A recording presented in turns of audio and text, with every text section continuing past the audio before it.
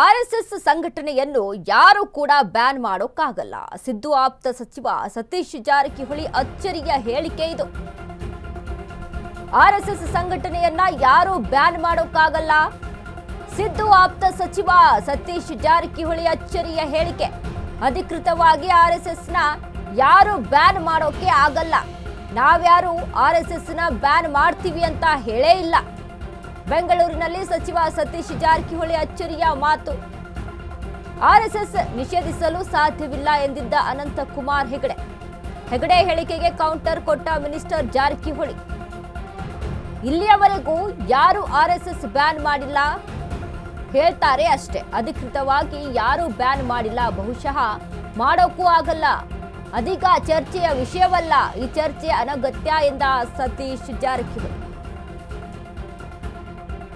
RSS ban ಆಗಬೇಕು ಅನ್ನುವಂಥ ವಿಚಾರಕ್ಕೆ ಸಂಬಂಧಪಟ್ಟಂತೆ ಕಾಂಗ್ರೆಸ್ ವಲಯದಲ್ಲಿ ಸಾಕಷ್ಟು ಶಾಸಕರು, ಸಚಿವರು ಮಾತನಾಡ್ತಾ ಇರ್ತಾರೆ. ಪ್ರಿಯಾಂಕ್ ಖರ್ಗೆ ಸಹಿತ ಸತತವಾಗಿ ಆರ್ಎಸ್ಎಸ್ ವಿರುದ್ಧ ಪ್ರತಿರೋಧವನ್ನ ತೋರ್ತಾನೆ ಇರ್ತಾರೆ. ಇದನ್ನೆಲ್ಲ ಗಮನಿಸಿ ನೋಡಿದಾಗ ಇದೀಗ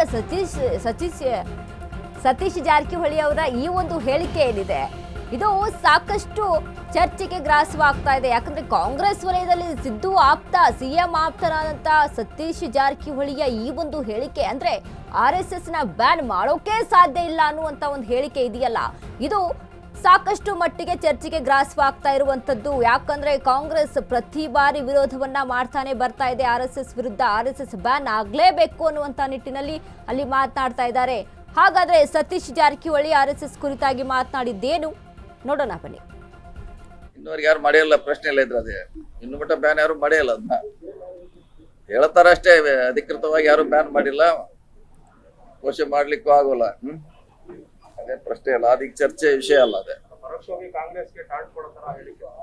ಯಾರು ಮಾಡ್ತೀವಿ ಅಂತ ಯಾರು ಹೇಳಿಲ್ಲಲ್ಲ. RSS ಬ್ಯಾನ್ ಚಟುವಟಿಕೆ ಬೇರೆ, ಸಂಘ ನಿರ್ಬಂಧ ಮಾಡೋದಕ್ಕೂ ವ್ಯತ್ಯಾಸ ಇದೆ. ಅದು ಬೇರೆ ವಿಷಯ, ಈ ವಿಷಯ ಬೇರೆ. ಸಂಘ ಎಲ್ಲೂ ನಾವು ಬ್ಯಾನ್ ಮಾಡ್ತಂತ ಎಲ್ಲಿ ಹೇಳಿಲ್ಲ ನಮ್ಮ ಸರ್ಕಾರ, ಯಾವುದೇ ಸರ್ಕಾರ. ಸೊ ಚರ್ಚೆ ಮಾಡೋದು ಅನಗತ್ಯ, ಅವಶ್ಯಕತೆ ಇಲ್ಲ. ಇನ್ನೂರಿಗೆ ಯಾರು ಮಾಡಿಲ್ಲ ನೋಡಿ. RSS ನ ಇದುವರೆಗೂ ಎಲ್ಲರೂ ಕೂಡ ಮಾತನಾಡಿದ್ದಾರೆ, ಬಟ್ ಯಾರಿಗೂ ಸಹಿತ ಅಧಿಕೃತವಾಗಿ ಬ್ಯಾನ್ ಮಾಡೋಕೆ ಸಾಧ್ಯ ಆಯ್ತಾ?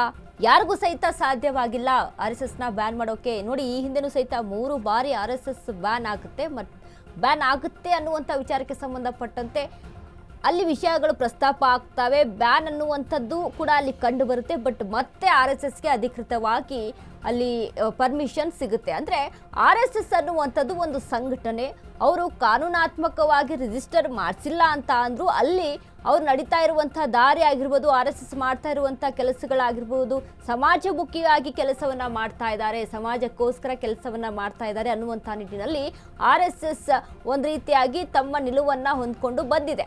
ಸೊ ಈ ವಿಚಾರಕ್ಕೆ ಸಂಬಂಧಪಟ್ಟಂತೆ ಕಾಂಗ್ರೆಸ್ನಲ್ಲಿ ಪ್ರತಿ ಬಾರಿಯೂ ಸಹಿತ DK ಶಿವಕುಮಾರ್ ಆಗಿರ್ಬೋದು, CM ಸಿದ್ದರಾಮಯ್ಯ ಆಗಿರ್ಬೋದು, ಇನ್ನು ಪ್ರಿಯಾಂಕ್ ಖರ್ಗೆ ಸಹಿತ ಸತತವಾಗಿ RSS ವಿರುದ್ಧ ಅಲ್ಲಿ ಮಾತನಾಡ್ತಾನೆ, ವಾಗ್ದಾಳಿಯನ್ನು ನಡೆಸ್ತಾನೆ ಬರ್ತಾರೆ. ಕಳೆದ ಬಾರಿ ಕೂಡ ಗಮನಿಸಿದ್ವಿ, ಪ್ರಿಯಾಂಕ್ ಖರ್ಗೆ ಒಂದು ಹೇಳಿಕೆಯನ್ನು ಕೊಡ್ತಾರೆ, RSS ಅನ್ನುವಂಥದ್ದು ಒಂದು ಭೂತದ ರೀತಿಯಲ್ಲಿ ಅದು ಕೆಲಸ ಮಾಡುತ್ತೆ ಅನ್ನುವಂಥ ಹೇಳಿಕೆ. ಇದು ರಾಜಕೀಯವಾಗಿ ಎಷ್ಟು ಮಟ್ಟಿಗೆ ಅಲ್ಲಿ ಚರ್ಚೆಗೆ ಗ್ರಾಸವಾಯಿತು ಅನ್ನುವಂಥದ್ದು ಎಲ್ರಿಗೂ ಸಹಿತ ಗೊತ್ತು.